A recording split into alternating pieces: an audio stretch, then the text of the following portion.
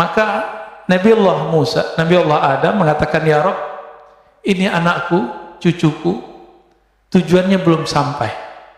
Kalau aku berikan 30 tahun umurku, insya Allah dia sampai. Dengan izin dia, engkau, maka dia sampai. Maka Allah izinkan, diberikanlah 30 tahun umurnya. Berarti takdir bisa dirubah nggak oleh kekasih Allah dengan izin Allah. Jadi takdir itu, ada takdir luh mahfuz, ada takdir rahmaniyatul arsy.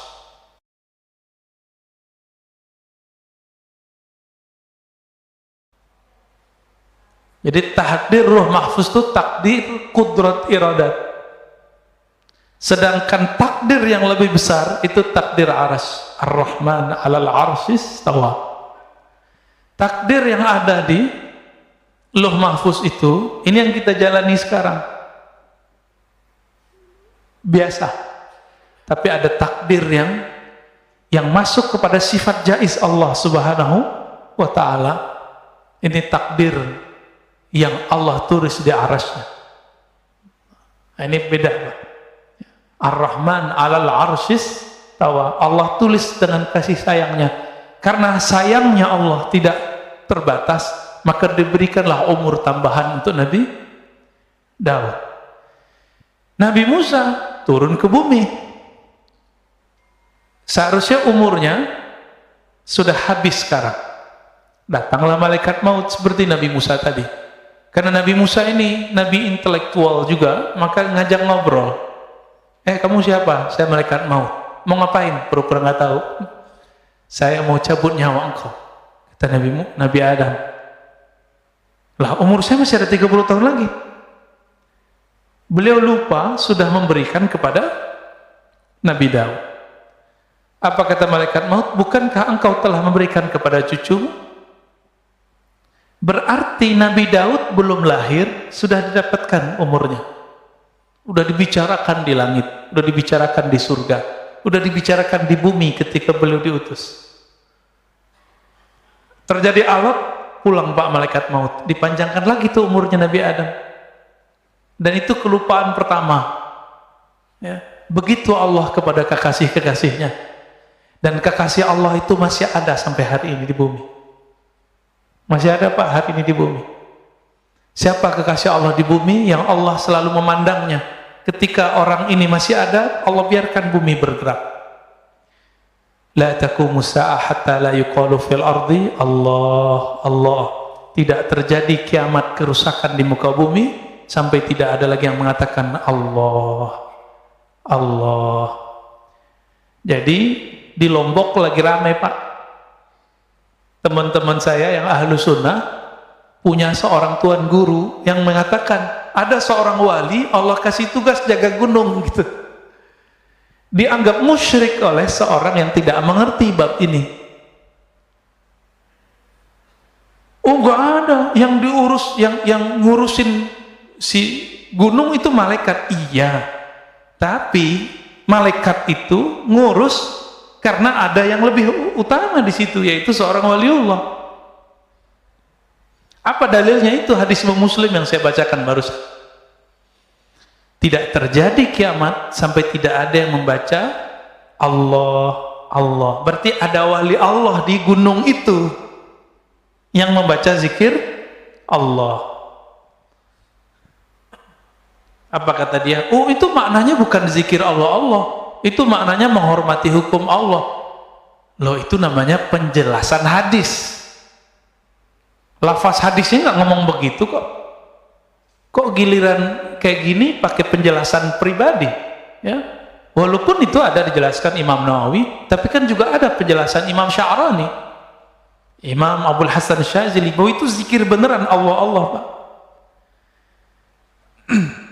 Tidak terjadi kiamat sehingga tidak ada yang berkata Allah. Yang berkata itu manusia bukan? Manusia. Berarti yang nahan bumi ini bertahan malaikat atau manusia? Yang jaga bumi ini tetap untuk bertahan lestari malaikat apa manusia? Itu maknanya. Itulah bab al-walayah al-kubra, kewalian besar. Mereka dititipi Allah untuk jaga bumi. Jadi nggak usah khawatir Pak, corona ini mainan Dajjal sama Imam Mahdi. Jadi mereka lagi main perang-perangan ya, tapi perang kondisi. Pra malhamah kubra. Nanti akan ada satu perperangan besar. Barangkali boleh kita sebut perang dunia ketiga. Tapi masanya ya kita nggak tahu lah. Apakah 50 tahun lagi, 30 tahun lagi, 20 tahun lagi. Jangan-jangan 10 tahun lagi. Kita nggak tahu, jangan-jangan lebih awal. Karena kita tidak tahu, kita nggak boleh cocok logi dan sok tahu. Oh Ustaz, ciri-cirinya udah cukup. Ya, kecuali antum ahli ilham. Kalau ahli cocok logi nggak boleh ngomong. Ya. Karena ilmu ini bukan ilmu munasabat murni, bukan ilmu cocok logi. Dia ilmu zauk. Ya. Ada rasa yang Allah turunkan ke dalam kalbu manusia yang berzikir Allah tadi. Baik. Salah satu cara Allah mengenalkan dirinya kepada hamba, Allah buat suatu skenario, diciptakan satu makhluk lalu si hamba ketakutan. Dan itu ditulis dalam kitab Al-Hikam. Bismillahirrahmanirrahim. Wa bisanadina al-muttasil al-imam al-arif billah ibn Athaillah Sakandari qaddasallahu sirrahu qala mata awhashaka min khalqihi fa'alam annahu yuridu an yaftaha laka babal uns bih. Mata awhashaka min khalqih, kapanpun, saat kapanpun dia membuat engkau takut karena makhluknya. Awhashaka, membuat kamu ketakutan, min khalqih, karena satu makhluknya. Saya mau tanya, corona makhluk Allah atau dia diciptakan oleh selain Allah? Allah itu sebutan Tuhan. Orang Arab, orang-orang ahlu kitab menyebutnya Allah. Yahudi menyebutnya Yahu dalam bahasa Arab, dalam bahasa Ibraninya Yahweh. Wahai dia, wahai beliau. Karena Yahudi tidak berani menyebut kata Allah. Tapi Yahudi pengikut Nabiullah Isa menyebutnya dengan El lima sabaktani, El Allah sama. Maka Allahumma itu bukan asli Arab, itu adalah bahasa Ibrani tua, bahkan Suryaniyah lama yang dulu pernah dipakai Sayyidina Adam sebelum ada bahasa Ibrani dan bahasa Arab. Itu beliau sudah pakai bahasa tua, bahasa Aramaik, namanya bahasa Aram. Ya. Itu penyebutan aja ya. Setiap kali dia membuat kamu ketakutan karena corona, nah, kira-kira begitu terjemahan hari ininya. Sekarang zaman corona Pak ya, atau dengan virus apapun, atau dengan preman siapapun, atau dengan penguasa yang jahat manapun, atau dengan para teroris manapun, gitu. Fa'alam, maka ketahuilah annahu yurid, bahwasannya dia sedang ingin yaftah babal uns, yaftah laka babal uns, membuka bagimu satu pintu ma'rifatullah bernama unsiyah. Apa arti unsiyah? Unsiyah artinya keintiman. Keintiman. Kadang-kadang orang takut dengan corona, tapi ada yang lebih berbahaya, yang lebih menakutkan. Takut karena maksiat, takut karena pernah bermaksiat. Semua kita pernah maksiat nggak Pak? Bener? Mas, semua kita nggak ada yang nggak bermaksiat, maka nggak usah sok suci. Pernah maksiat nggak? Pernah maksiat. Nggak maksiat mata, maksiat telinga. Nggak maksiat telinga, maksiat lisan. Nggak maksiat lisan, maksiat kalbu. Kalaupun kita nggak maksiat secara zahir, kita maksiat dalam batin. Oh Ustadz, saya nggak pernah iri, oke. Saya nggak pernah sombong, oke. Tapi pernah lupa nggak kepada Allah? Semua kita pernah lupa kepada Allah. Itu dosa juga Pak. Pernah merasa lebih pintar dari orang nggak? Sering tiap hari ya. Itu dosa apa namanya? Itu dosa besar loh Pak. Kiber, Itu dosa besar, bukan dosa kecil. Saya pernah diizinkan Allah mentalkin seorang ulama. Banyak, ada beberapa ulama-ulama muda, ulama senior. Itu diajak istighfar nggak ada efek. Nggak ada efek. Ayo Ustadz, ayo Pak Kiai, ya kita istighfar. Nggak ada efek dia. Orang udah nangis-nangis semua, dia nggak nangis-nangis. Ternyata satu masalahnya, dia merasa lebih pintar dari saya. Akhirnya di dalam hati ada ilham masuk. Coba ajak istighfar daripada merasa lebih pintar. Maka kita istighfar, astagfirullah, ya Allah ampuni dosaku karena aku merasa lebih pintar daripada orang lain. Langsung mak nangis. Berarti dosa yang tidak terlihat karena merasa pintar ini lebih susah ditobatkan. Ini mohon maaf nih, yang narkoba gampang Pak tobatnya. Antum tobat nggak ngulangin, tinggalkan komunitas, Allah terima. Pernah minum khamar, Allah gampang itu. Orang melakukan zina gampang tobatnya. Tapi kalau dosa sombong susah tobatnya. Antum kalau ada rasa sombong nggak mau dengerin saya. Maka salah satu ciri-ciri orang sudah tidak sombong, dia mau dengerin orang lain. Maka kepada para ustadz, para dai, jangan ceramah mulu, sesekali jadi mustami. Imam Ahmad mengatakan ciri-ciri orang alim itu dia mau belajar kepada yang lebih besar, sepantaran, dan yang lebih kecil.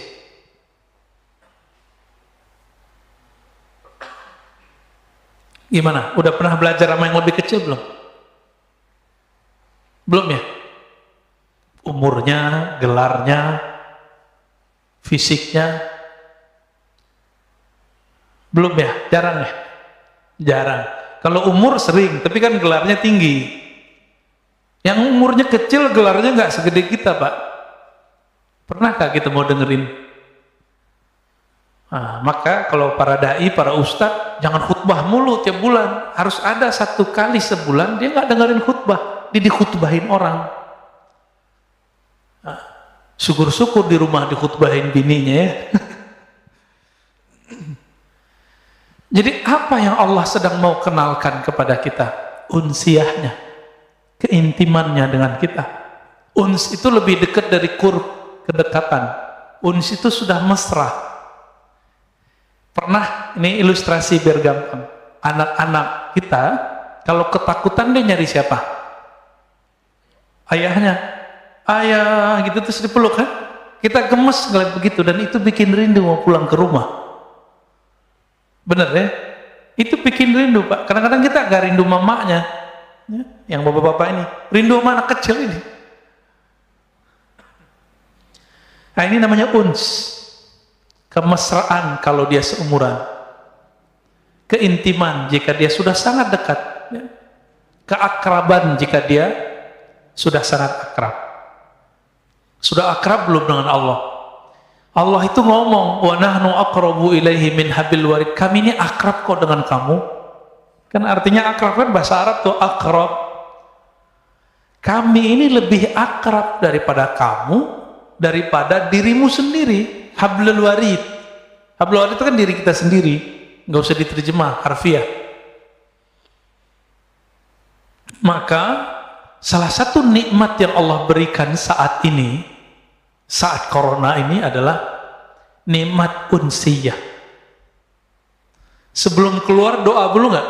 Biasanya dulu keluar aja kan. Sekarang ya Allah jaga aku dari corona. Kayaknya kecil amat. Emang virus itu cuma corona? Banyak Pak virus selain corona. Saya nggak kena corona kemarin, kena batuk, kena flu sebulan yang lalu.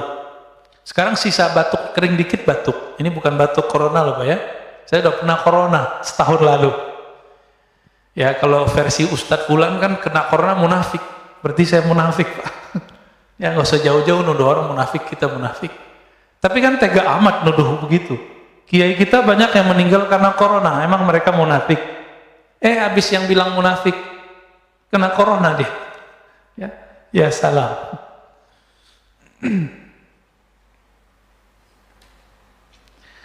Nah, kita mundur. Khairu awqatika. Sebaik-baik time yang kamu punya, waktu yang kamu punya. Jadi time itu bukan jam. Jadi sekarang 5:32. Bukan itu. Itu namanya jam dinding, Mbak. Jam sholat. Waktu itu adalah satu nafas yang kita tarik, satu nafas yang kita keluarkan. Itu yang disebut waktu. Berarti waktu kita sebenarnya lebih berharga daripada cuma 1 detik, 2 detik itu. Apa kata beliau? Waktu kamu bernafas, yang paling bagus adalah waktun tashhadu fihi wujuda faqatik. Saat-saat jika engkau melihat engkau lagi butuh kepada Allah Subhanahu wa taala. Engkau memerlukan perhatian penjagaan Allah Subhanahu wa taala. Sebelum keluar rumah, berdoa, ya Allah, jagalah saya. Allah itu senang tuh sama orang yang begitu. Dan itu waktu-waktu paling indah. Bapak sholat 100 rakaat, tapi nggak ada rasa memerlukan perhatian Allah, membutuhkan bantuan Allah. Itu lebih baik doa yang tadi, Pak. Itulah alasannya kenapa doa musafir lebih utama daripada doa-doa orang biasa. Karena orang musafir ini dia takut mati. Saya pernah kasih contoh beberapa tahun lalu, di sini juga. Awal-awal naik pesawat, dari awal naik sampai turun, zikir nggak putus-putus kan? Naik kedua, setengah putus. Naik ketiga, lupa, malah nonton, main handphone. Benar ya? Kenapa? Karena kita sudah terlalu biasa. Jadi manusia begitu. Doa-doa yang dulu kita baca saat kita ketakutan naik pesawat, itu doa pasti sudah dikabulkan Allah 70%. Saya sudah hitung, Pak, doa-doa yang saya baca saat itu Allah udah kasih hampir semua. Tapi pas kita naik pesawat sekarang biasa aja. Ya, rasa takut muncul lagi pas turbulen. Jadi kita ini takutnya tidak pernah permanen. Takutnya selalu bi asbab bil awarid, dengan sebab-sebab luar, belum permanen. Kenapa? Nama Allah belum nancap di dalam kalbu. Jadi kita takutnya kepada Allah masih karena faktor-faktor dari luar, belum karena kenal kepada Allah. Orang ini belum disebut arif billah, belum disebut kenal kepada Allah, ya. Baru disebut takwa. Dia takut kepada Allah. Jadi waktu kamu terbaik, waktu kita terbaik yang Allah lihat, di saat kalbu ini merasa butuh kepada ampunan Allah, bantuan Allah. Wa turaddu fihi ila wujudi dhillatik. Dan waktu kedua, waktu saat engkau merasa tercampakkan di tempat yang hina. Itulah sebabnya orang yang maksiat merasa hina, Allah lebih sayang daripada orang yang taat merasa suci. Jadi saya katakan, wahai diri yang pernah bermaksiat, jangan putus asa kepada Allah. Tapi jangan-jangan itulah saat Allah suka melihat kamu. Beberapa orang nggak pernah maksiat secara zahir, matanya lalu jaga, tangannya dijaga, semua dijaga. Kalau ngelihat ada orang berdua-dua, dia bilang, ih najis, setan, tengahnya ada setan. Kan hadisnya begitu. Kalau berdua, ketiganya setan. Ada yang buka aurat dikit, ahli neraka. Jadi panitia neraka dia, Pak. Kan dia sudah punya daftar ahli neraka, ahli neraka, ahli neraka. Maka Islam yang dia kenal, Islam neraka. Ini orang begini ini berbahaya, sangat-sangat berbahaya. Mungkin dia korban pendidikan neraka. Ya. Dulu waktu kecilnya orang tuanya bilang sholat, kalau nggak sholat neraka. Nah, digituin dulu kali sama orang tuanya. Ini jangan-jangan nih orang tuanya begini-gini nih. Ini antum horor-horor nih wajahnya. Kalau udah ngaji hikam nggak gitu lagi ngajar anak. Ya, ngajar anak bukan dengan ancaman. Ngajar anak dengan pujian dan reward. Kasih dia harapan. Anak soleh bangun. Itu anak kecil lebih senang pada gituin. Anak soleh bangun. Anak papa bangun. Ahli sorga bangun. Gitu Pak. Cara bangunnya itu dia cepat bangun. Tapi kalau kita bilang, kamu nggak sholat, neraka lo gitu ya. Itu anaknya bangun langsung pikiran dia. Anak-anak korban begini nanti jadi patian neraka. Ya. Dia sendiri nggak tahu nasib dia gimana kan. Banyak nggak orang begitu hari ini? Banyak. Padahal kita ini buta, ya. Betapa tidak buta? Setiap surat dalam Al-Quran, cari surat At-Taubah, semua memulai dengan Allah mengenalkan diri dan kata Rahman, Rahim, Rahman, Rahim. Emang nggak baca? Emang nggak dengar? Jangan-jangan kita kal himar yahmilu asfara, ya, seperti himar, ya, binatang himar. Apa terjemahan himar? Keledai, ya, yang dia memikul kitab-kitab. Tapi dia nggak tahu apa yang dia pikul. Jangan-jangan begitu. Baca Quran makanya, ini mohon maaf loh Pak ya, ini ngajinya agak beda. Saya itu nggak ngajak orang khataman Quran banyak-banyak, seperti Imam Syafi'i. Kan kalau Imam Syafi'i baca Quran ngerti, maka beliau emang afdolnya baca Quran banyak-banyak. Selama 4 tahun di Mesir, beliau khatam 4.000 kali. Terus tahun 1.000. Coba bagi sebulan berapa kali itu? Antum hitung sendiri ya. Capek ngitungnya. Ini dari kemarin, dari kecil sampai sekarang, kalau kita hitung itu khataman, kita nggak nyampe. Kita didoktrin kurang sempurna. Doktrinnya sudah oke, tapi kurang sempurna. Habis baca Quran, belajar Quran, khataman, berhenti ngaji Quran. Seharusnya langsung masuk ke ngaji makna Quran. Dulu waktu saya masih MTSN, SMP, selesai khataman, saya belajar ke kampung di seberang. Jadi kita ada 20 menit ke sana. Saya ketemu seorang buya, seorang ulama, dia ngajarin terjemahan Quran. Setiap Rabu, malam Kamis kita belajar nerjemah. Karena keberkahan itulah saya bisa baca kitab sekarang. Ya. Padahal nggak nyantri seperti teman-teman pesantren ya. Saya nggak nyantrinya di surau aja, pindah surau, gitu-gitu aja udah. Nggak pernah nyantri seperti teman-teman kecuali setelah kuliah. Pas kuliah baru saya masuk pesantren. Ya. Tapi teman-teman di pesantren karena korban pendidikan kurikulum neraka. Ya, kurikulum ikop, dikit-dikit diikop, akhirnya udah nyantri 6-7 tahun gak bisa baca kitab karena sekolahnya tegang. Sekolah itu harus tenang, anak-anak harus cinta. Jadi ketika beberapa tahun setelah saya bisa baca kitab, teman-teman yang belajar kitab gak bisa baca kitab pada pesantren. Nanya, enti kok bisa baca kitab, tipsnya apa? Jawaban saya cuma satu, cinta. Kamu sudah cinta belum dengan kitab yang kamu pelajari? Sudah cinta belum dengan guru yang ngajarin kamu? Jadi saya nggak pernah ngapalin Pak selama berapa tuh ya, 6 tahun itu bahasa Arab nggak ngapalin.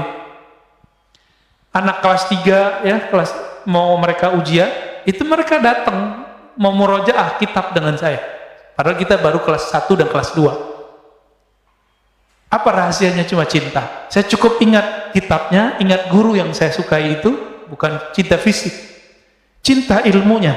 Itu langsung ingat semua terjemahannya, maknanya, lembaran-lembarannya. Maka kalau ingin mengajari anak supaya pinter, jangan diajari dengan ancaman. Ajari dia mencintai ilmu yang dia pelajari. Baik. Jadi kapan saat-saat yang paling Allah suka? Bukan saat kita puasa 1000 kali, puasa 1000 hari, sholat 1000 rakaat, enggak. Allah sangat suka kepada hamba 2 saat. Pertama, saat dia menyaksikan si hamba itu butuh kepada Allah. Berarti Allah ini sangat suka jika hamba itu bermanja-manja kepadanya. Apakah sudah bermanja-manja kepada Allah malam tadi? Belum ya? Kita merasa kita pinter ya? hebat, saya bisa lo tahajud. Orang begini Allah nggak suka lihat, Pak. Tapi ketika dia bangun, alhamdulillah ya Allah, Engkau bangunkan aku. Ketika sujud, dia mengatakan, ya Allah, malam ini banyak orang yang tidak bisa sujud. Sekarang Engkau takdirkan, Engkau gerakkan kepalaku untuk sujud. Dibaca ayat, dia katakan, ya Allah, lidah ini banyak dosa, tapi Allah izinkan membaca namamu. Nama Allah berat nggak? Saya udah pernah nyebut ini, Pak. Nama Allah berat nggak? Kurang berat apa? Nama ini jika ada di bumi, satu orang jadi bumi nggak jadi kiamat.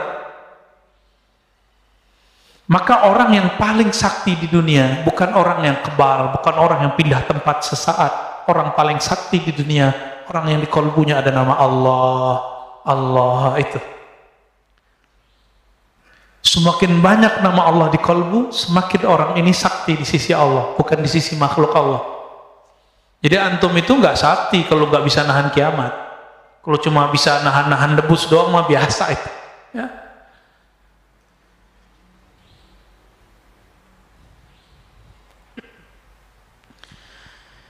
Lalu apa gelaran orang? Gelar orang yang merasakan dua hal ini.